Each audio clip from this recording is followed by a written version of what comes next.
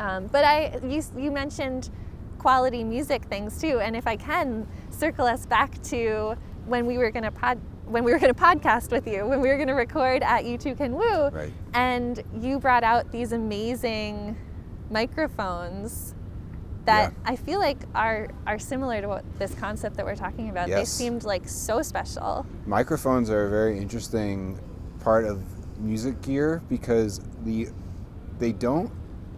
you have to break them. They don't break on their own. Like you have to drop them and stuff for them to break, or plug them in improperly or something like that. But normal wear and tear with a well-made microphone doesn't necessarily like wear it out. So if it's the kind of investment that you could have a mic. There are functional mics from the 40s that are still in use today because people took care of them. They didn't plug them in wrong. They didn't drop them. They put them back in their cases with their proper cloth coverings so the dust didn't get in them. And yeah, those microphones are not from the 40s, but they're using parts that were from that time period, and they go up in value. The guy who made those microphones doesn't make them anymore, so they've gone up in value since they were made. And they were actually on loan to us by a friend of ours who has since taken them back. Oh, but no. It's okay because we got new ones that are almost as good. We made an investment and got some new ones, so we're really feeling good about our new microphones, and I hope that we never have to buy. We'll keep them for as long as we're making music, and we will give them to someone who needs them at the end of their time with us, or we'll sell them for a great price. Yeah. So we'll What see. are these new microphones? Is it something people might know, or? I mean, well, the replacement to get super technical, the microphones that we had set up for you were based on the Neumann U47, which is an old classic microphone that Neumann stopped making a while ago and has, I believe, since started making again, maybe. I don't even know.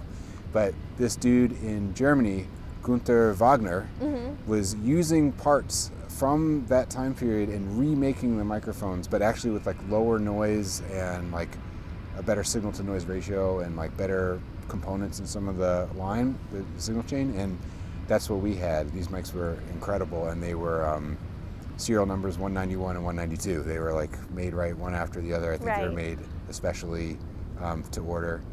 And the mic we got now is is using the same concepts. I don't think they're using the actual parts from that time period, but the company's called Flea, and I think they're based out of California, but I don't know if that's true actually, so let me edit that part. But I don't know where they're based out of or fact check it, but the mic is awesome. It sounds really good.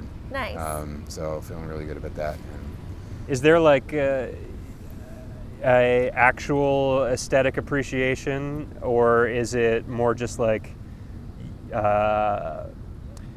just invisibility that's prized in terms of like having different microphones? Like, do you want to be able to say, oh, it's that type of microphone, or is it just like it's like nothing at all? It's two things.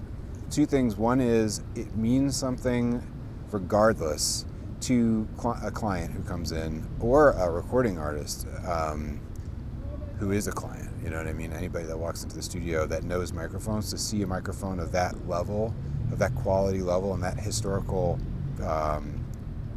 microphone with that recording precedent, just as a brand, as a model, means something. It means that you are able to capture sound as part of like a historical continuum of like what it means to be a quality recording studio. Yeah.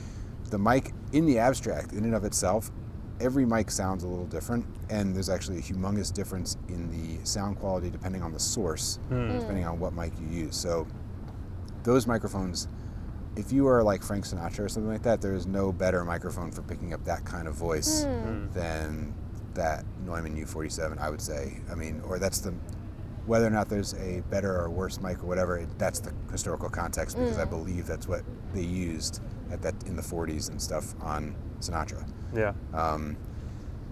But it also sounds really good on Deidre, my business partner at the studio, when she's doing like a jazzier kind of lower voice, like lower in her range, her like smoky range, as her husband and our business partner David calls it.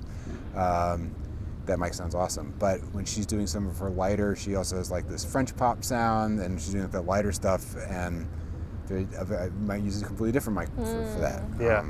That has like a kind of like a breathier, that picks up the breathier quality of her voice.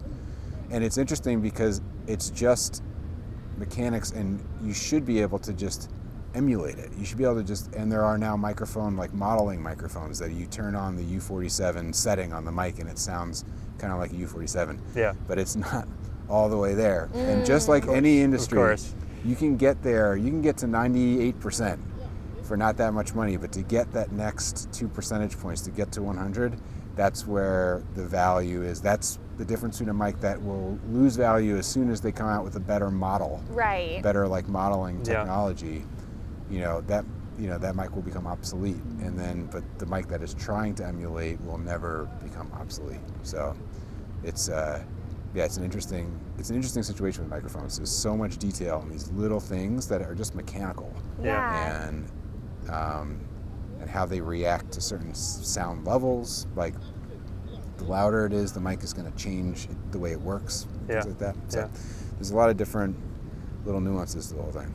But Audio, I think in particular, is maybe the number one culprit when it comes to that rule of like the 98%, that extra, the imposter versus the real article. Yeah. Something about audio, especially if you're in that business, I feel like you can just pick up the difference in a way that you can't with a lot of other things, Yeah, I mean, I think film stock would be an analogy for like people that shoot on digital and then like make it look like film. Even if they're using the proper lighting and all that stuff, but I would imagine that directors and cinematographers say that shooting on actual film is always better. Yeah. But I don't know. I mean, I don't have much experience in that world, so I don't know offhand. But yeah, it's interesting. Music is always at the forefront of the intersection of art and technology, and film is too. But like music really has been, for the last 100 years, like right at the cusp. But even before that, with the technology of building instruments, it's always like right there. Like one of the first things that you do with new technology is like use it in music. Yeah. And so there's always been these fun like moments where you're right on that like bleeding edge of that 98%, where it's like, oh, if I had this one thing, Right.